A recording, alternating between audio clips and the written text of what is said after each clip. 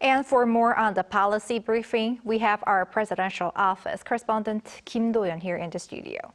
Do-yeon, first, why is the pension reform significant? Well, first, as we saw from Soo-young's report, the national pension system will run out of its money by 2055, and President Yoon wants to reform the whole system to prevent this. Now, as President Yoon said earlier, past administrations may have avoided this because it's a sensitive issue that could take away votes for politicians, but President Yoon has been adamant. Take a listen.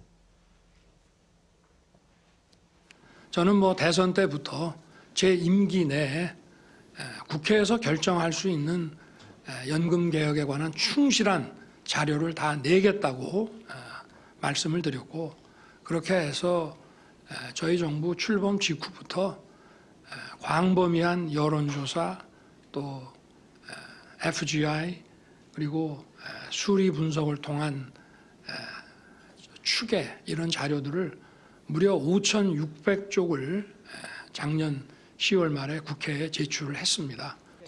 Now, there will be another proposal for the National Assembly, as this will require changing the law. And he's going to have to work with the opposition in the National Assembly. It's also an extremely hard task. South Korea's pension system started in 1988, and since its start, there only have been two big reforms, once in 1998, then in 2007. So for around 17 years, the system has been the same.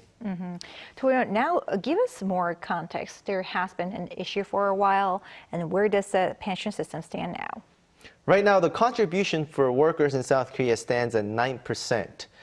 And the gross pension replacement rate, or the money you'll get back, will continue to decrease until about 40%. On top of this, with the retirement age slowly rising, starting 2033, people over 65 will start receiving their pensions, as opposed to the current 63. For this, between older and younger generations, there are differing opinions, and that is why President Yoon spoke of different paces in increasing the contributions of people in different age groups.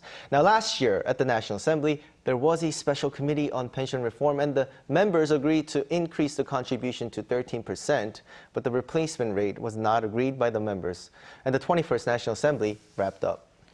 Now, let's go over to other reforms as well. It seems like President Yoon is fixated on increasing the medical student enrollment and wants to push further with the medical reform. I mean, that's right. For the medical reform, enrollment is going according to the plan, according to President Yoon.